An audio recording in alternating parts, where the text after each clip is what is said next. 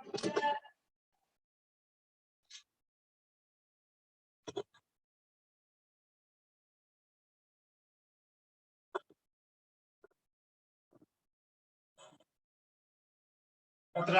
இயேசு கிறிஸ்துவின் நாமத்தினாலே உங்கள் அனைவரையும் வாழ்த்துகின்றேன். यीशु मसीह के नाम से हम सबका अभिनंदन करता हूँ। இந்த நாளிலே செய்தியின் தலைப்பு தேவ கிருபை, God's grace. और इस आज के दिन में जो हमारे वचन का जो शीर्षक है वो है परमेश्वर की कृपा। இந்த நாளிலே திருச்சபையின் செய்தியை பகிர்ந்து கொள்ளும்படியாக இந்த நல்ல தருணத்தை தந்த தேவனுக்கும் பாஸ்டரையாவுக்கும் என்னுடைய நன்றியை தெரிவித்துக் கொள்கின்றேன். और आज के दिन मुझे संदेश बांटने का जो सौभाग्य मिला उसके लिए मैं परमेश्वर का हमारे पासवान का धन्यवाद करता हूँ। நாம் ஜெபம் செய்வோம். आइए हम प्रार्थना करें। எங்கள் பரிசுத்த பிதாவே, हमारे पवित्र परमेश्वर, இந்த நாளின் செய்தியை நீர் எங்கள் ஆசீர்வதித்தாரப்பா. और इस दिन के संदेश को आप हमारे लिए आशीष का कारण बनाइए। இதோ இந்த நாளிலே கர்த்தாவே நீர் எங்களுக்காக வைத்திருக்கிற வார்த்தை இந்த நேரத்திலே நீர் வெளிப்படுத்துங்கப்பா. और आज के दिन में आपने हमारे लिए जो वचन को रखा है उसकी आप दर्शाइए परमेश्वर। இந்த நாளின் செய்தியை மொழிபெயர்க்க சகோதரி ஆசீர்வதித்தாரப்பா. और इस वचन को जो ट्रांसलेट कर रहे हैं इस भाई पर भी आपकी आशीष बनी रहे। நீ பலப்படுத்தும் ஆசீர்வதியும். आप बल दीजिए, आशीष प्रदान कीजिए। இயேசு கிறிஸ்துவின் மூலமாய் பிதாவே, ஆமென். यीशु मसीह के नाम से आमीन। இந்த நாளின் செய்தியின் தலைப்பு தேவ கிருபை, God's grace. और आज के दिन के संदेश का शीर्षक है परमेश्वर की कृपा। இதற்காக தெரிந்து கொள்ளப்பட்ட வேத வசனம் 2 பேதுரு 3ஆம் அதிகாரம் 18ஆம் வசனம். நம்முடைய கர்த்தரும் இரட்சகருமாக இயேசு கிறிஸ்துவின் கிருபையிலும் அவரை அறிகின்ற அறிவிலும் வளருங்கள். और इसके लिए जो वचन चुना गया है वो है दूसरा पत्रस उसका 3रा अध्याय 18वां वचन। पर हमारे प्रभु और उद्धारकर्ता यीशु मसीह के अनुग्रह और पहचान में बढ़ते जाओ, उसी की महिमा अब भी हो और युगानुयुग होती रहे। आमीन। இந்த வசனத்திலே தேவ கிருபையிலே வளர்வதை குறித்து இந்த நாளிலே நாம் தியானிக்க போகின்றோம். और इस वचन के द्वारा यीशु मसीह का अनुग्रह हमारे ऊपर होने के लिए हम आज मनन करेंगे। தேவ கிருபை என்றால் என்ன? परमेश्वर का अनुग्रह या कृपा क्या है? தேவ கிருபையை நாம் எப்படி பெற்றுக்கொள்ளலாம்? और परमेश्वर के अनुग्रह को हम किस तरह प्राप्त कर सकते हैं? நாம் பெற்றுக்கொண்ட கிருபையை நாம் இழக்காமல் காத்துக்கொள்வது எப்படி என்று நாம் இந்த நாளிலே நாம் தியானிக்க போகின்றோம். और जो परमेश्वर की कृपा हमें प्राप्त हुई है उसको खोए बिना हम किस तरह उसको संभाल के रख सकते हैं, इस बारे में हम मनन करेंगे। கிறிஸ்துவுக்குள்ளாக வளர்வது என்பது நாம் எத்தனை முறை ஆலயத்துக்கு செல்கின்றோம், அல்லது எத்தனை முறை நாம் வேதம் வாசிக்கின்றோம், அல்லது நாம் எத்தனை முறை ஜெபம் செய்கிறோம் என்பதல்ல। और मसीह जीवन में बढ़ने का अर्थ हम कितनी बार कलीसिया में जाते हैं, कितनी बार वचन को पढ़ते हैं या कितनी बार हम प्रार्थना करते हैं, ये नहीं है। கிறிஸ்தவ வளர்ச்சியானது தேவனோடு நமக்கு இருக்கின்ற உறவை குறித்ததானது। और मसीह जीवन में अनुग्रह का मतलब हमारा परमेश्वर के साथ तालमेल कैसा है इस बात से निर्भर करता है। கிறிஸ்தவ வளர்ச்சி என்பது நம்முடைய சாயல் நாம் ரட்சிக்கப்பட்ட பிறகு எப்படியாக அது மாறினது என்பதை குறித்ததாகும்। और मसीह जीवन में बढ़ोतरी का अर्थ हमारा जो उद्धार भरा जीवन है उसमें किस तरह से हम चलते हैं उस पर निर्भर करता है। கிருபை என்ற வார்த்தை வேதத்திலே 130க்கும் அதிகமான இடத்திலே எழுதப்பட்டிருக்கிறது। और जो अनुग्रह शब्द है वो बाइबल में 130 से ज्यादा बार उसका प्रयोग किया गया है। ஒரு வார்த்தையை திருப்பி திருப்பி நாம் படிக்கும்போது அது நம் மனதிலே நன்றாக பதிகின்றது। और जब हम एक शब्द को बार-बार पढ़ते हैं तो हमारे मन में बैठ जाता है। ஒரு வார்த்தையை நாம் திருப்பி திருப்பி படிக்கும்போது அது நமக்கு தைரியத்தை ஊட்டுகின்றது। और जब हम एक बात को बार-बार पढ़ते हैं तो हमारे अंदर एक ढाढ़स, एक धैर्य बनता है। சென்ற ஆண்டிலே எனக்கு கொரோனா வந்திருந்தது। और पिछले साल मुझे भी कोरोना हुआ था। அப்போது என்னுடைய தாயார் காலையிலே தினந்தோறும் அவர்கள் என்னை கால் பண்ணுவார்கள்। और उस समय मेरी माता जो है रोज सुबह मुझे कॉल करती थी। அவர்கள் முதலாவது கேட்கின்ற காரியம், கொரோனா டைம்ல நன்றாக நீ சாப்பிட வேண்டும், உனக்கு பணம் இல்லை என்றால் சொல், நான் அனுப்பி வைக்கிறேன் என்று சொல்லுவார்கள்। और हमेशा वो एक बात कहती थी कि इस कोरोना काल में जब आप ग्रसित हैं तो आपको अच्छे से भोजन करना चाहिए, अगर कोई भी पैसे की जरूरत है तो बताइए, मैं आपको भेजूंगी। அவர்கள் தினந்தோறும் காலையிலே அவர்கள் கால் பண்ணும்போது இதேதான் திருப்பி திருப்பி சொல்வார்கள்। और जब भी वो माताजी मेरी सुबह-सुबह कॉल करती थी तो इसी बात को वो रोज दोहराती थी। ஒருவர் நம்மிடம் திருப்பி திருப்பி ஒரு வார்த்தையை சொல்வது அவர் நம் மேல் வைத்த அன்பை காட்டுகின்றது। और जब कोई किसी बात को बार-बार दोहराता है तो उसका अपने ऊपर प्रेम को दर्शाता है। கடந்த 1.5 ஆண்டு காலமாக நம்மில் அநேக நமக்கு நெருங்கிய நண்பர்கள் நம்முடைய உறவினர்களை நாம் இழந்திருக்கின்றோம். और हम पिछले 1-1.5 साल में हम में से बहुत लोग होंगे जिसने अपने करीबियों और रिश्तेदारों को खोया होगा। ஆனால் தேவன் நம்மை இன்னும் சுகத்துடனும் பலத்துடனும் பாதுகாப்புடனும் வைத்திருக்கின்றார். और परमेश्वर की कृपा से उसने हमें स्वच्छ और चंगाई के रूप में रखा हुआ है। அது அவர்களை காட்டிலும் நாம் தேவனுக்கு பிரியமாக இருந்தோம் என்பதல்ல. और उसका ये नहीं है कि हम परमेश्वर से प्रेम अधिक रखते हैं। இது தேவன் நம்மேல் வைத்த அன்பை, தேவன் நம்மேல் வைத்த கிருபையை அது காட்டுகின்றது. तो ये दर्शाता है कि परमेश्वर हमसे कितना प्रेम रखता है। கிருபை என்றால் என்ன? अनुग्रह का मतलब क्या है? நாம் வாசித்த 2வது வேத பாடம் மத்தேயு 20ஆம் அதிகாரம் 1ஆம் வசனம் முதல் 14ஆம் வசனத்தை நாம் வாசித்தோம். और हमने दूसरी पार्ट में मत्ती उसका 20वां अध्याय 1 से लेकर 16 पद तक हमने पढ़ा था। இதிலே நாம் பார்க்கின்றோம், ஒரு தோட்டக்காரன் திராட்சை தோட்டத்தின் முதலாளி காலையிலே அவன் தோட்டத்துக்கு செல்கின்றான். और इसमें हमने देखा कि एक दाख की बारी का मालिक जो है वो सुबह अपने बारी में गया। அவன் தோட்டத்திலே வேலை செய்வதற்கு சில வேலையாட்களை அவன் நியமித்தான். और उसने अपने बगीचे में काम करने के लिए कुछ लोगों को वहां रखा। அவன் அந்த வேலைக்காரர்களிடம் சொல்லுகின்றான், இந்த தோட்டத்திலே இந்த நாள் முழுவதும் நீங்கள் வேலை செய்தால் உங்களுக்கு இவ்வளவாக நாம் கூலி தருவேன் என்று பேசுகின்றான். और उसने मजदूरों से कहा कि आप दिन भर अगर यहाँ काम करेंगे तो आपको इतनी मजदूरी मिलेगी। அவன் இன்னும் சில நேரம் சென்ற பின்பு மீண்டுமாக சில வேலையாட்களை அமர்த்துகின்றான். और कुछ समय बाद उसने फिर जाकर कुछ मजदूरों को अपने यहाँ काम के लिए बुलाया। இப்படியாக அவன் 2-3 தடவை அவன் செய்கின்றான். और इस तरह से उसने दिन भर में 2-3 बार ऐसा किया। சாயங்காலத்திலே கூலி கொடுக்கின்ற நேரம் வருகின்றது. और जब शाम के समय मजदूरी देने का समय आया, அப்போது அவன் தன்னுடைய காரியக்காரரிடம் சொல்கின்றான், வேலை செய்த எல்லாருக்கும் கடைசியாக வந்தவர்கள் முதல் காலையிலே வந்தவருக்கு நீங்கள் ஊதியத்தை கொடு என்கின்றான். और तब उसने अपने भंडारी को बुलाकर कहा कि आखिरी में जो आए उनसे लेकर जो पहले आए उन सबको उनकी मजदूरी दो। கடைசியாக வந்தவர்கள் கூலி பெறுவதற்காக வருகின்றார்கள். और जो आखिरी में आए थे वो मजदूरी लेने के लिए आगे आए। அவர்களுக்கு ஒரு ஊதியத்தை அவன் கொடுக்கின்றான். और उनको उसने 1 दिनार दिया। இதை பார்த்து கொண்டிருந்த காலையிலே வந்தவர்கள், और ये बात जो दूसरे जो सुबह आए थे जब वो लोग देख रहे थे, இவர்களோ 1 மணி நேரம் தான் வேலை செய்தார்கள். और उन्होंने सोचा कि इन्होंने तो सिर्फ 1 घंटे काम किया। இவர்களுக்கு இவ்வளவு கூலி கிடைக்குமானால் நமக்கு எவ்வளவு அதிகமாக கிடைக்கும் என்று அவர்கள் யோசிக்கின்றார்கள். और उन्होंने सोचा कि अगर इनको 1 घंटे के लिए इतना मिल रहा है तो हमने तो पूरे दिन काम किया, हमें तो ज्यादा मिलेगा। காலையிலே வேலையில் அமர்த்தப்பட்டவர்கள் தங்களுடைய கூலியை பெற்றுக் கொள்வதற்காக அவர்கள் வருகின்றார்கள். और इसी तरह जो सुबह आए थे वो अपनी मजदूरी लेने के लिए आगे आए। அவர்களிடத்திலும் அதே பணம் கொடுக்கப்படுகின்றது. और जब उन्हें देखा उनके भी वही मजदूरी दी गई जो शाम को आए थे। அப்போது அந்த முதலாளியிடம் அவர்கள் சென்று கேட்கிறார்கள், நாங்கள் காலையிலே வந்து வெயிலிலே நாங்கள் வேலை செய்தோம், எங்களுக்கும் கடைசியாக வந்தவர்களுக்கும் ஒரே ஊதியத்தை கொடுக்கிறீர்களே, இது நியாயமா என்று கேட்கிறார்கள். और तब वो जाके मालिक से पूछते हैं कि हम सुबह से धूप में काम कर रहे हैं शाम तक, और जो लोग शाम को सिर्फ 1 घंटे के लिए आए उनको भी आपने वही मजदूरी दी, ये क्या न्याय की बात है? அந்த தோட்டத்தின் அதிபதி அவனிடம் சொல்கின்றான், तब उस दाख के मालिक ने उनसे कहा, நான் செய்ததில் ஒரு தவறும் இல்லை, मैंने जो भी किया उसमें कुछ गलत नहीं है। நான் உனக்கு என்ன வாக்கு கொடுத்திருக்கிறதோ அதை நான் உனக்கு கொடுத்தேன் என்று சொல்கின்றான். और उसने कहा कि मैंने तेरे साथ जो मजदूरी तय करी थी वो मैंने तुम्हें दे दी है। இதை நாம் பார்ப்போமானால் अगर हम इस बात पे ध्यान दें, நம்முடைய வாழ்க்கையிலும் இப்படிதான் இருக்கின்றது. हमारे जीवन में भी कुछ इसी तरह होता है। கடைசியாக வந்தவர்கள் வேலை செய்ததோ கம்மியான நேரம், और जो आखिरी में आए उन्होंने जो काम किया वो कम समय में था, அவர்களுக்கு முழு ஊதியம் கொடுக்கப்பட்டது. और उनको भी पूरी मजदूरी दी गई। நம்முடைய வாழ்க்கையிலும் அப்படிதான் இருக்கின்றது. और हमारा जीवन भी कभी कुछ इस तरह से है। தேவன் நாம் செய்ததற்கு தக்கதாக அல்லாமல் और परमेश्वर ने हमें जो हमने जो किया है उसके अनुसार नहीं दिया, तो அவருடைய கிருபையினாலே நம்மை ஆசீர்வதிக்கிறார், நம்மை உயர செய்கின்றார். परमेश्वर अपनी अनुग्रह की इच्छा से हमें हमारे जीवन में आशीष को देता है। நாம் ஆதியாகமத்திலே ஆபிரகாமை குறித்து வாசித்திருக்கிறோம். और हमने उत्पत्ति से भी कुछ वचनों को पढ़ा था। ஆபிரகாமே தேவன் சொல்கின்றார், நான் உன்னை பெரிய ஜாதியாக்குவேன் என்று சொல்கின்றார். और अब्राहम से परमेश्वर कहता है कि मैं तुझसे एक बहुत बड़ी जाति को उत्पन्न करूंगा। தேவன் ஆபிரகாமிடம் இப்படி சொல்லும்போது ஆபிரகாமுக்கு 75 வயதாக இருந்தது. और जब परमेश्वर ने अब्राहम से इस तरह कहा था तब उसकी उम्र 75 साल की थी। ஆபிரகாமுக்கு பிள்ளை இல்லாது இருந்தது. और उस समय उसकी कोई संतान नहीं थी। ஆனால் தேவன் அவரிடம் என்ன சொன்னார்?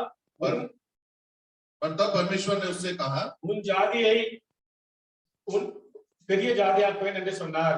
मैं तेरे से एक बहुत बड़ी जाति को उत्पन्न करूंगा। அதே மாதிரிதான் ஆபிரகாம் 99 வயதாக இருக்கும்போது தேவன் மறுமொழிவாக நான் உனக்கு குமாரனை கொடுப்பேன் என்று சொல்கின்றார். और उसी तरह जब अब्राहम 99 वर्ष का था तब परमेश्वर का वचन फिर उसके पास आया कि मैं तेरे से एक संतान उत्पन्न करूंगा। ஆபிரகாம் யோசிக்கின்றான், எனக்கோ 100 வயதாக போகின்றது, சாராளுக்கோ 90 வயதாக போகின்றது, நம்மளுக்கு எப்படி குழந்தை பிறக்கும் என்று அவன் தன் இதயத்திலே யோசிக்கின்றான். और अब्राहम ने अपने मन में उस समय सोचा कि मेरी उम्र तो 100 साल होने वाली है और सारा की जो उम्र है वो 90 वर्ष की है, इस समय हमें किस तरह संतान हो सकता है। அதே மாதிரிதான் இந்த வார்த்தை சாராளிடம் சொல்லும்போது और इसी तरह जब ये वचन सारा को पहुंचाया गया था, சாராள் யோசிக்கின்றார், நானோ கிழவியாக இருக்கின்றேன், என்னுடைய கணவரோ வயது சென்றவராக இருக்கிறார், நமக்கு எப்படி உண்டாகும் என்று அவள் யோசிக்கின்றார். और तब सारा ने भी यही सोचा कि मैं तो बूढ़ी हो चुकी हूँ और मेरा पति की भी उम्र हो चुकी है, अब ये किस तरह संभव है। ஆனால் நாம் வேதத்திலே வாசிக்கின்றோம், ஆபிரகாம் மூலமாக நாம் ஆசீர்வதிக்கப்பட்டோம். और हम वचन में पढ़ते हैं कि अब्राहम के द्वारा हमें आशीष प्राप्त हुई। ஆபிரகாமுக்கு குழந்தை பெறுவதற்கு எந்த விதமான தகுதியும் இல்லாமல் இருந்தது. और अब्राहम को कोई संतान के उत्पन्न करने की उसमें क्षमता नहीं थी, ஆனால் தேவன் அவருடைய அளவிலான கிருபையினால் அவனை ஆசீர்வதித்தார். पर परमेश्वर की महान अनुग्रह के कारण उसने उसे आशीष दी। இந்த நாளிலே ஒலிம்பிக் போட்டிகள் நடக்கின்றது. और इन दिनों ओलंपिक की स्पर्धा चल रही है விளையாட்டு வீரர்கள் அந்த போட்டியிலே கலந்து கொள்வதற்கு அவர்கள் நேரடியாக அங்கு செல்ல முடியாது. और जो खिलाड़ी उसमें भाग लेना चाहते हैं वो सीधे एकदम से जाकर वहां भाग नहीं ले सकते। அவர்கள் முதலாவது தாங்கள் இருக்கின்ற தேசத்திலே மற்ற போட்டியாளர்களுடன் போட்டி போட்டு அந்த ஒலிம்பிக்கு செல்ல வேண்டும். और उन्हें उसके लिए पहले अपने देश में एक प्रतियोगिता में सम्मिलित होकर वहां पर पहला स्थान प्राप्त करना पड़ता है। அடுத்ததாக அவர்கள் அந்த ஒலிம்பிக் போட்டிக்கு சென்று மற்ற தேசத்தாருடன் அவர்கள் போட்டி போட்டு பதக்கத்தை வெல்ல வேண்டும். और उसके बाद उन्हें ओलंपिक में जाकर दूसरे देश के प्रतियोगियों से प्रतिस्पर्धा कर वहां मेडल प्राप्त करना पड़ता है। நாம் இந்த உலகத்திலே சில ஆண்டு காலம் வாழ்கின்றோம். और हम इस पृथ्वी पर कुछ समय के लिए जीते हैं। அப்போது நாம் ஆசீர்வாதங்களை பெற்றுக் கொள்வதற்கு நாம் எவ்வளவாக முயற்சி செய்கின்றோம். और हमें ये जानना चाहिए कि इस छोटे से काल में हम आशीष को प्राप्त करने के लिए कितने प्रयास करते हैं। ஆனால் நம் நித்திய வாழ்வில் பங்குவதற்கு நம்மளுடைய முயற்சியானது எப்படியாக இருக்கின்றது என்று நாம் பார்க்க வேண்டும். हमें ध्यान करना चाहिए कि अनंत जीवन को प्राप्त करने के लिए हम किस तरह के प्रयास करते हैं। நாம் ஒரு பள்ளி மாணவன் 33 மார்க் எடுக்கும்போது அவனுக்கு 2 மார்க் போட்டு அவனை பாஸ் பண்ணி விடுகிறார்கள். और एक विद्यालय में एक छात्र अगर 33 नंबर लाता है तो उसको 2 नंबर बढ़ाकर पास कर दिया जाता है। இன்று अनेक கிறிஸ்தவ வாழ்க்கையில் இப்படித்தான் இருக்கின்றது. और आज बहुत से मसीह लोगों के जीवन में भी ऐसा ही चल रहा है। நாம் தேவனுடைய கிருபையை மட்டுமே நம்பி இருக்கின்றோம். हम परमेश्वर की सिर्फ अनुग्रह पे भरोसा करते हैं। அடுத்ததாக கிருபை என்றால் என்ன? और दूसरी बात जो अनुग्रह का मतलब क्या है? கிருபையானது தேவனுடைய குணமாக இருக்கின்றது. और जो अनुग्रह है वो परमेश्वर का एक महान गुण है। சங்கீதம் 145:8 நாம் வாசிக்கின்றோம். और भजन संहिता 145 उसके 8वें वचन में हम देखते हैं, கர்த்தர் இரக்கமும் மன ஒழுக்கமும் நீடிய சாந்தமும் மிகுந்த கிருபையும் உள்ளவர் என்று வாசிக்கின்றோம். यहाँ पढ़ते हैं, यहोवा अनुग्रहकारी और दयालु, विलंब से क्रोध करने वाला और अति करुणामय है। நாம் கிறிஸ்தவர்களாகிய நாம் தேவனுடைய சுபாவத்தை குணத்தை உடையவராக நாம் இருக்க வேண்டும். और हम जो मसीह लोग हैं हमें जो परमेश्वर के गुण हैं उन सबको अपनाना चाहिए। தேவனுடைய குணமானது கிருபையாக இருந்தது. और परमेश्वर की जो गुण है वो अनुग्रहकारी था। தேவன் நம்மிடம் கிருபை பாராட்டினார். और परमेश्वर ने हम पर अपनी अनुग्रह रखी। நாமும் நாம் பெற்ற கிருபையை மற்றவர்களோடு நாம் பகிர்ந்து கொள்கின்றோமா என்று நாம் யோசித்து பார்க்க வேண்டும். और हमें ध्यान करना चाहिए कि जो अनुग्रह हमको मिला परमेश्वर के द्वारा वो हम क्या दूसरों में बांटते हैं। கடந்த 1.5 ஆண்டு காலமாக நாம் கேள்விப்படுகிறோம், अनेक பேர் வேலை இழந்தார்கள். और हम पिछले 1.5 साल से सुन रहे हैं कि बहुत से लोगों ने अपने काम को खो दिया। अनेक தங்கள் வேலை இழந்ததால் அவர்களுக்கு சாப்பிடுவதற்கு காசு இல்லாமல் இருந்தது.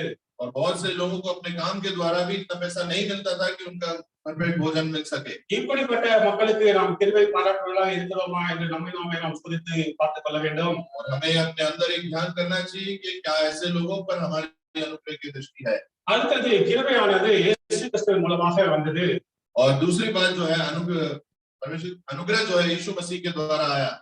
வேதத்திலே நாம் வாசிக்கின்றோம், நியாயப்பிரமாணமானது மோசேயின் மூலமாக வந்தது, கிருபையோ இயேசு கிறிஸ்து மூலமாய் உண்டானது. और जो हम वचन में पढ़ते हैं कि जो न्याय की बात मूसा के द्वारा आई पर अनुग्रह जो है वो यीशु मसीह के द्वारा आया।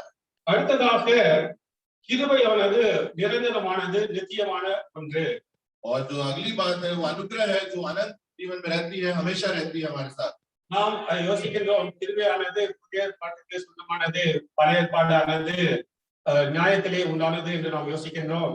और हम सोचते हैं कि जो अनुग्रह है वो नया नियम का भाग है और जो पुराने नियम में है वो सिर्फ न्याय की बातें हैं उसमें। ஆனால் நாம் சற்று முன்பாக தான் நாம் வாசித்தோம், ஆபிரகாம் தேவனிடத்திலிருந்து எப்படியாக கிருபையை பெற்றுக்கொண்டான் என்று நாம் வாசித்தோம். और कुछ समय पहले हमने पढ़ा कि अब्राहम ने किस तरह से परमेश्वर के अनुग्रह को प्राप्त किया। அடுத்ததாக நோவாவை குறித்து நாம் வேத பாடமாக வாசித்தோம். और उसके बाद हमने नूह के बारे में भी हमने वचन से पढ़ा। அதிலே ஆதியாகமம் 6வது அதிகாரம் 8வது வசனத்திலே நாம் வாசித்தோம், நோவாவுடைய கர்த்தருடைய கிருபை நோவாவுடைய இருந்தது என்று நாம் வாசித்தோம். उसमें हमने उत्पत्ति की पुस्तक उसके 6वें अध्याय 8वें वचन में हमने पढ़ा कि परमेश्वर का अनुग्रह नूह के ऊपर था। கர்த்தருடைய கிருபை நோவாவுடன் ஏன் இருந்தது? परमेश्वर का अनुग्रह नूह के ऊपर क्यों था? அதிலே 9வது வசனத்தை நாம் வாசிப்போமானால், अगर हम उसके 9वें वचन में हम पढ़े, நோவா அவன் வாழ்ந்த காலத்திலே நீதிமானும் உத்தமனும் தேவனோடு சஞ்சரிக்கிற ஒரு மனுஷனமாக இருந்தான். और जो नूह था वो अपने जीवन काल में परमेश्वर का भय मानने वाला, नीति पर चलने वाला दयालु था। முதலாவது அவன் என்ன நீதிமானாக காணப்பட்டான், தேவனுடைய கண்களிலே அவன் நீதிமானாக காணப்பட்டான். और परमेश्वर के सामने वो एक धर्मी मनुष्य के रूप में जीवन था उसका।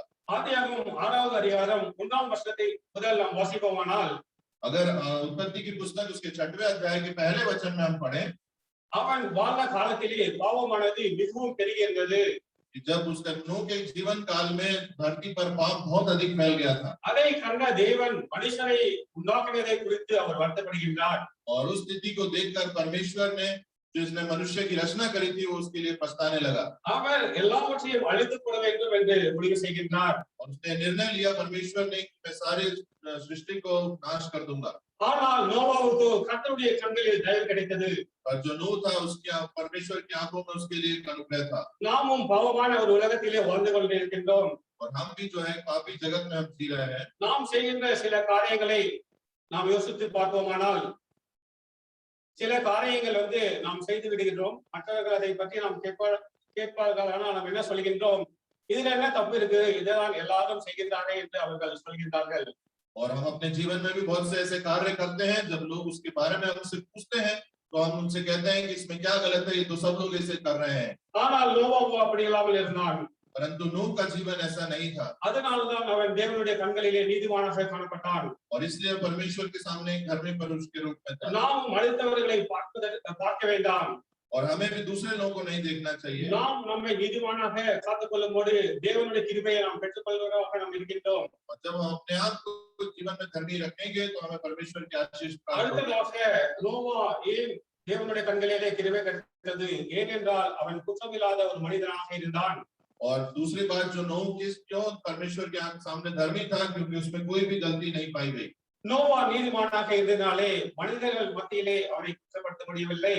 और क्योंकि नूह धर्मी था इसलिए मनुष्य के सामने उसको कोई गलती ढूंढी नहीं गई। தேவனுடைய கண்களிலும் அவன் குற்றம் இல்லாதவனாக காணப்பட்டான். और परमेश्वर के सामने भी वो खरा मनुष्य था, उसमें कोई गलती नहीं थी। நோவாவிடம் தேவன் சொல்லுகின்றார், நீ ஒரு பேழையை உண்டாக்கு என்று சொல்லுகின்றார். और नूह से परमेश्वर ने कहा कि तू एक बेड़े का निर्माण कर। அந்த பேழையிலே அவனுடைய குடும்பத்தினார், और उस जहाज पर उसका परिवार மிருக ஜீவங்கள் और सारे जीव जंतु எல்லாவற்றையும் அந்த பேழைக்குள்ளே அடைத்து வைக்க வேண்டும். और उस सारे लोगों को और जंतुओं को उस जहाज के अंदर लाना था। எல்லாவற்றுக்கும் தேவையான உணவை அந்த பேழையிலே அவன் அடைத்து வைத்திருப்பான். और उन सब के लिए जो भी भोजन की जरूरत थी उसने उस सबको जहाज के अंदर रखा होगा। நாம் யோசித்து பார்ப்போமானால் அந்த பேழையானது எவ்வளவு பெரிய பேழையாக அது இருந்திருக்க வேண்டும். और अगर हम उस बात को सोचें तो हमें सोचना चाहिए कि वो जहाज कितना बड़ा होगा। நோவா அந்த பேழையை செய்யும் போது அதற்கு தேவையான மரங்களை அவன் பல இடங்களுக்கு இருந்து வரவழைத்திருக்கலாம்.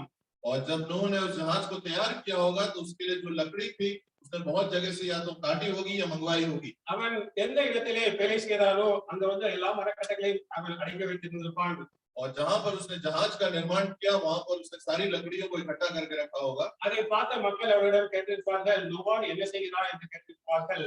और इस बात को जिन्होंने देखा होगा उन्होंने जरूर पूछा होगा कि नूह तुम ये क्या कर रहे हो। அப்போது நோவா என்ன சொல்லியிருப்பான், பெரிய மழை வரப்போகின்றது, வெள்ளம் வரப்போகின்றது, அதற்காக நானும் என்னை பாதுகாத்துக் கொள்வதற்காக நான் ஒரு பெரிய வேலையை செய்கின்றேன் என்று அவன் சொல்லியிருப்பான். और तब नूह ने कहा होगा कि एक परमेश्वर की एक बहुत बड़ी बारिश होने वाली है वर्षा होने वाली है, उससे बचने के लिए मैं एक बहुत बड़े जहाज का निर्माण कर रहा हूँ। நான் விசுவாசிக்கிறேன் அந்த காலத்தில் வாழ்ந்த மக்கள் அவ்வளவு பெரிய வேலையை அவர்கள் பார்த்திருக்க மாட்டார்கள், அவ்வளவு பெரிய மழையையும் பார்த்திருக்க மாட்டார்கள். और मैं विश्वास करता हूँ कि उस समय जो लोग थे उन्होंने ना तो इतना बड़ा जहाज देखा होगा, ना इतनी भारी वर्षा उन्होंने झेली होगी। சில பேர் சென்று அவருடைய குடும்பத்தாரிடம் சொல்லியிருப்பார்கள், அவர்தான் பைத்தியக்காரத்தனமா ஏதோ செய்திருக்கிறான், நீங்களாவது அதை கேட்கக்கூடாதா என்று சொல்லியிருப்பார்கள். और कुछ लोगों ने जाकर जरूर उससे नूह के परिवार से कहा होगा कि ये तो पागलों जैसा काम कर रहे हैं, आप ही इन्हें समझाइए। ஆனால் லோபா அதை பற்றி எதை பற்றியும் அவன் கவலைப்படவில்லை. पर नूह को इस किसी भी बात की कोई चिंता नहीं थी। என்னை பற்றி என் மனைவிடம் கேட்டிருப்பார்கள், और अगर मेरे बारे में मेरी पत्नी से पूछा जाता, அவள் என்ன சொல்லியிருப்பாள், நான் அவர் ஏற்கனவே கொஞ்சம் பாதி அப்படிதான் இருக்காரு, இப்ப full ஆயிட்டாரு அப்படின்னு அவள் சொல்லியிருப்பாள். हो सकता है मेरी पत्नी ने कहा होता है कि वो पहले से ही थोड़े पागल है, अब तो पूरी तरह से पागल हो गए। ஆனால் லோபாவும் அப்படி இல்லை, அவன் குடும்பத்தாரும் அப்படி இல்லாமல் இருந்தாங்க. और हमने देखा कि नूह भी ऐसा नहीं था, ना उसका परिवार ऐसा था। தேவன் அவனுக்கு என்ன காரியத்தை கொடுத்தாரோ அதை அவன் முழுமையாக செய்து முடித்தான். और परमेश्वर ने जो कार्य उसको करने के लिए सौंपा था, उसने पूरी रीति से उस कार्य को किया। இதனால்தான் நோவா மக்களின் கண்களிலும் தேவனுடைய கண்களிலும் குற்றம் இல்லாதவனாக காணப்பட்டான். और इसलिए नूह जो है वो लोगों के आंखों में और परमेश्वर के सामने वो एक खरा मनुष्य था। நம்மை பற்றி மற்றவர்களிடம் நாம் கேட்போமானால் நம்மை பற்றி அவர்கள் என்ன சொல்வார்கள்? और अगर हम अपने बारे में लोगों से पूछें तो लोग क्या कहेंगे हमारे बारे में? சென்னை பாஷையிலே சொல்ல வேண்டுமானால் கழுவி கழுவி ஊத்துவார்கள். और अगर हम चेन्नई गांव की भाषा में बोले तो बुरा बुरा कहेंगे हमारे बारे में। நாமும் நம்முடைய வாழ்க்கையிலே மற்றவர்களை பார்த்து நாம் அவர்கள் என்ன சொல்வார்களோ என்று நாம் கவலைப்பட வேண்டாம். தேவன் நமக்கு கொடுத்த காரியத்தை நாம் முழுமையாக செய்யும் போது தேவனுடைய கிருபையை நாம் பெற்றுக் கொள்கின்றோம். और हमारे जीवन में भी हमें दूसरे लोग क्या कहेंगे इसकी चिंता नहीं करनी चाहिए। परमेश्वर हमारे जीवन में किस तरह की बातें चाहता है उसे हमें पूरा करना चाहिए। அடுத்ததாக நோவாவை பற்றி என்ன சொல்லியிருக்கின்றது? அவன் தேவனோடு சஞ்சரிக்கிற ஒரு மனுஷனாக இருந்தான். और दूसरी बात, उस अगली बात जो नूह के बारे में कहा जाता है कि वो परमेश्वर के साथ चलने वाला मनुष्य था। தேவனோடு சஞ்சரிக்கும் போது அவன் குற்றமில்லாத மனிதனாக இருக்கின்றான், நீதிமானாக காணப்படுகின்றான். और जब वो परमेश्वर के साथ चलता था तो वो खरा मनुष्य था, धर्मी मनुष्य था। இந்த மூன்றுமே தனிப்பட்ட காரியம் அல்ல. और ये तीनों बातें कुछ एक ही बात नहीं है। தேவனோடு நம்முடைய உறவானது சரியாக இருக்குமானால், और अगर परमेश्वर के साथ हमारा चाल चलन सही हो तो நாம் நீதிமானாக ஆக்கப்படுகின்றோம், நாம் குற்றமில்லாத மனுஷனாக நாம் காணப்படுகின்றோம். और तब ही हम धर्मी और खरे मनुष्य कहलाएंगे। அடுத்ததாக நாம் தேவ கிருபையை இழந்து போவது எப்படி என்பதை குறித்து நாம் பார்ப்போம். और अगली बात, परमेश्वर का अनुग्रह हम किस तरह खो देते हैं, इस बात में हम मनन करेंगे। யாராவது யோசித்து பார்த்துக்கோமா தேவனுடைய கிருபையை நாம் இழந்து போக முடியும் என்று? और कोई भी ये नहीं सोच सकता होगा कि परमेश्वर का अनुग्रह हम क्यों खोते हैं। ஆனால் நாம் தேவனுடைய கிருபையை நாம் எப்பொழுது இழந்து போகின்றோம்?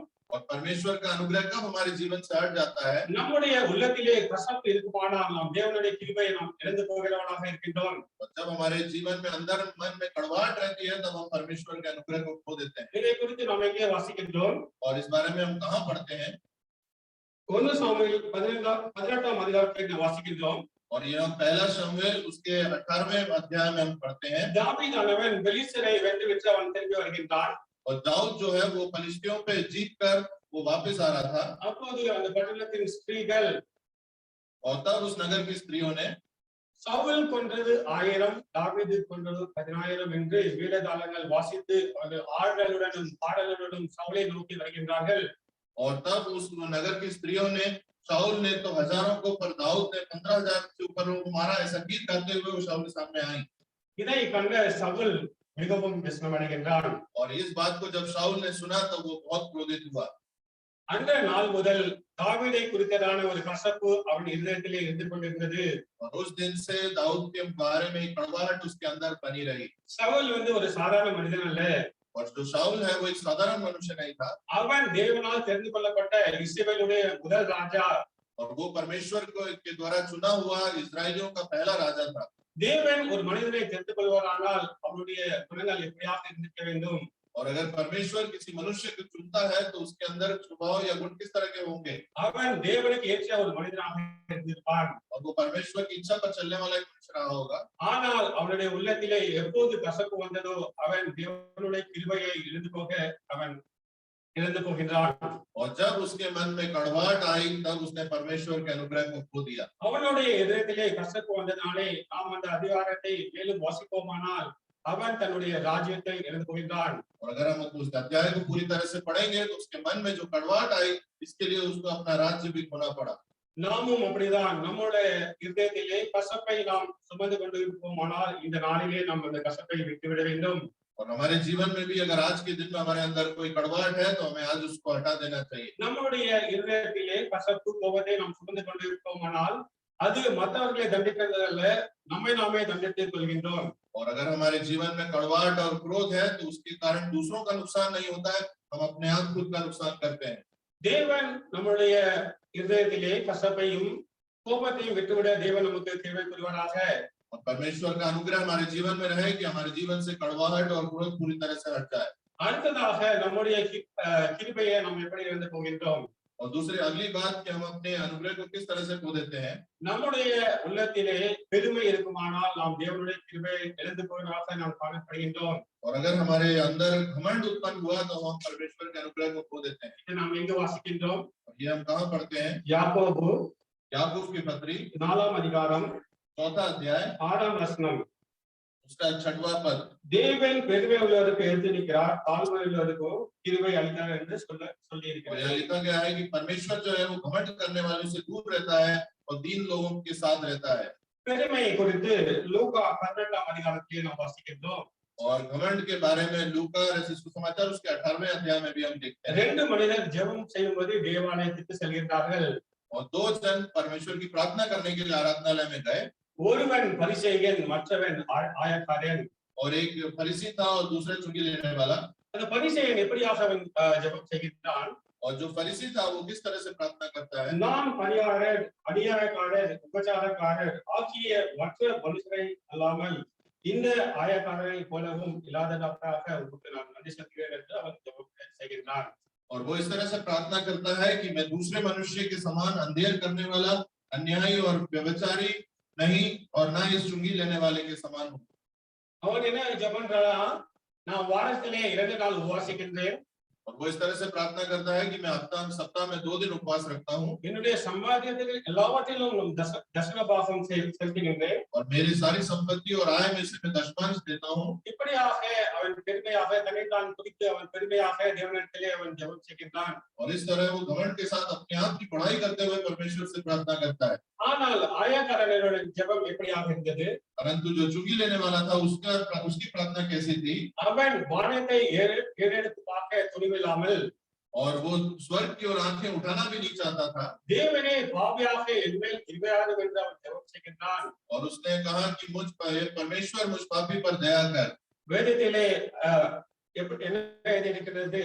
இவன் அல்ல, அவனே நீதிமானாக திருப்பி சென்றான் என்று நாம் வாசிக்கின்றோம். और वचन में लिखा है कि फरीसी नहीं परंतु चुंगी वाला ही धर्मी मनुष्य होकर वापस गया। தேவன் நமக்கு अनेक தாளந்துகளை கொடுத்திருக்கின்றார். और परमेश्वर ने हमारे अंदर बहुत सी काबिलियतों को दिया है। நாம் நல்ல பாடகர்களாக இருக்கலாம், हो सकता है हम बहुत अच्छा गीत गाने वाले हों, வேதம் வாசிப்பவர்களாக இருக்கலாம், और वचन को पढ़ने वाले हों, செய்தி கொடுப்பவர்களாக இருக்கலாம். और वचन को बांटने वाले हों। இது நம்மளால் உண்டான காரியம் அல்ல, தேவன் நமக்கு கொடுத்த ஈவு. और ये जो भी काबिलियतें हैं वो हमारे अंदर की नहीं है, परमेश्वर के द्वारा हमें दी गई है। இதை நாம் முதலாவது உணர வேண்டும். और ये बात हमें पहले स्मरण करनी है। யாக்கோபு 1:17 வாசிக்கின்றோம். और याकूब की पत्री उसका पहला अध्याय 17वें वचन में हम देखते हैं। நன்மையான எந்த ஈவும் பூர்ணமான வந்த எந்த வரமும் பரத்திலிருந்து வருகிறது என்று நாம் வாசிக்கின்றோம். और ये हम देखते हैं क्योंकि हर एक अच्छा वरदान और एक अच्छा उत्तम दान ऊपर ही से है। நாமும் பெருமை உள்ளவராக இருப்போமானால் இந்த நாளிலே நாம் நம்மை நாமே காத்துக் கொள்ள வேண்டும். और अगर हमारे जीवन में घमंड है तो आज के दिन हम अपने आप को जांचना और बचाना चाहिए। ஏனென்றால் நம்முடைய தேவன் தாழ்மையில் இருக்கிறவரை உயர்த்துகின்ற தேவனாய் இருக்கின்றார். क्योंकि परमेश्वर जो है वो दीन लोगों को ऊपर उठाने वाला परमेश्वर है। அடுத்ததாக கிருபையானது அளவில்லாதது. और अगली बात जो है, जो अनुग्रह है उसकी कोई सीमा नहीं है। வேதத்திலே நாம் வாசிக்கின்றோம், और वचन எங்கே பாவம் பெருகிற்றோ அங்கே கிருபை பெருகிற்று என்று நாம் வாசிக்கின்றோம். और जहाँ पर पाप बढ़ा वहाँ पर परमेश्वर का अनुग्रह भी बढ़ा। இந்த பாடலை என்னோடு கூட சேர்ந்து நீங்கள் பாடுங்கள். और इस गीत को मेरे साथ आप लोग भी गाएं। தேவ கிருபை என்றும் உள்ளது, அவர் கிருபை என்றும் உள்ளது, அவரை போற்றி துதித்து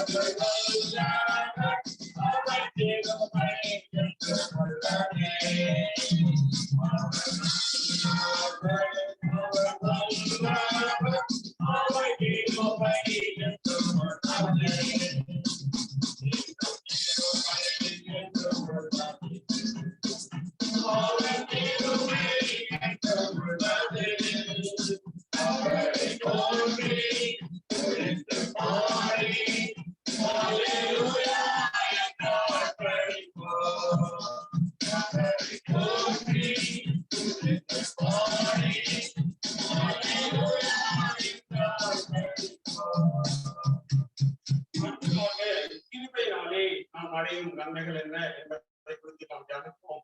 और उसके बाद हम अनुग्रह के द्वारा हमें किस तरह की भलाई प्राप्त होती है उसके बारे में हम मनन करेंगे। நாம் தேவனுடைய கிருபையினாலே நாம் ரட்சிக்கப்பட்டோம். और परमेश्वर के अनुग्रह के द्वारा हम हमारे जीवन में उद्धार आया। நமக்கும் தேவனுக்குமான ஒரு இடைவெளியானது ஒரு காலகட்டத்திலே இருந்தது. और हमारे और परमेश्वर के बीच में एक दीवार की दूरी थी पहले। அந்த தேவனானவர் நமக்கும் தேவனுக்குமான ஒரு இடைவெளி இருந்தது. அந்த இடைவெளியை போக்கும்படி தேவன் தம்முடைய ஒரே குமாரனாக இயேசு கிறிஸ்துவை நமக்காக அவர் பலிக்க கொடுத்ததினாலே அந்த இடைவெளியானது இல்லாமல் போனது. और जो दूरी हमारे और परमेश्वर के बीच में थी उसको दूर करने के लिए परमेश्वर ने अपने इकलौते पुत्र को हमें दिया कि उसकी मृत्यु के कारण वो दूरी हमारे बीच से हट गई। அடுத்ததாக தேவனுடைய கிருபையானது நம்மை நல்வழிப்படுத்துகின்றது. और अगली बात परमेश्वर की जो अनुग्रह है वो हमें अच्छी वसीलाई के रास्ते पर चलाता है। நாம் சிறு வயதாக இருக்கும்போது और हम जब बचपन में थे நம்மளுடைய பெற்றோர்கள் நீ இதை செய்யாதே அதை செய்யாதே என்று அதை அநேக கண்டிஷன்களை போடுவார்கள். और जब हम बचपन का जीवन जीते हैं तो हमारे माता पिता हमसे बहुत बातें करते हैं कि तुम्हें ये नहीं करना है या ये करना है। அந்த காலத்திலே நாம் மிகவும் நெரிச்சல் அடைவது உண்டு. और हो सकता है उस समय हमें बहुत कुड़कुड़ाहट या गुस्सा आता हो। ஆனால் பிற்காலத்திலே நாம் அதை திரும்பி பார்ப்போமானால் அவர்கள் நம்மை நல்வழிப்படுத்த அப்படி செய்தார்கள் என்று நாம் உணர்கின்றோம்.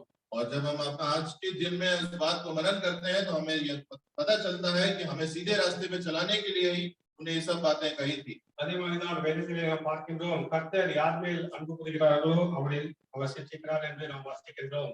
और हम ये वचन में से पढ़ते हैं कि परमेश्वर जिससे प्रेम करता है तो उसको ताड़ना भी देता है। நாம் தேவனிடத்திலிருந்து சிற்றிக்கப்படும்போது தேவன் நம்ம மேல் அன்பு கூறுகிறார் என்று நாம் உணர்ந்து கொள்ள வேண்டும். और जब हमें परमेश्वर की तरह से ताड़ना मिलती है तो हमें मानना चाहिए कि परमेश्वर हमसे प्रेम रखता है।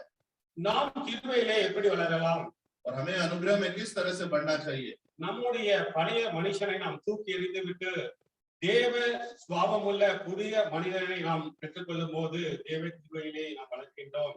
और जब हम अपने अंदर से पुराने मनुष्य को उठाकर बाहर फेंक देंगे और परमेश्वर के गुणों के अनुसार एक नए सृष्टि में जन्म लेंगे तब हम अनुग्रह को प्राप्त करते हैं। இந்த நாளிலே தேவன் நம்மை நாளுக்கு நாள் கிருபையிலே வளரும்படி தேவன் நமக்கு கிருபை செய்வாராக.